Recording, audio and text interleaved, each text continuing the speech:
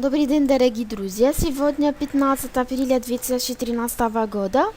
Отметим на графике 14 часа, что пара евро-доллар сформировала фигуру восходящий клин, то она пробьет его, чтобы повторно протестировать самый низкий уровень клина.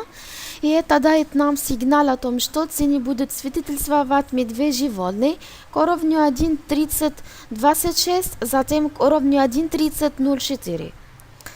Если пара евро-доллар пробьет вниз этот степ, следующей целью будет на уровне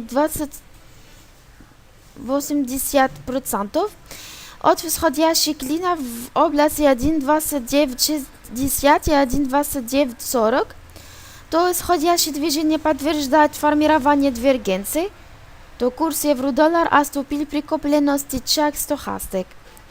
Отметим на недельном графике, что курс евро-доллар пытается формировать переворотную главу и плечи, и это также подтверждает снижение цен до указанных уровней.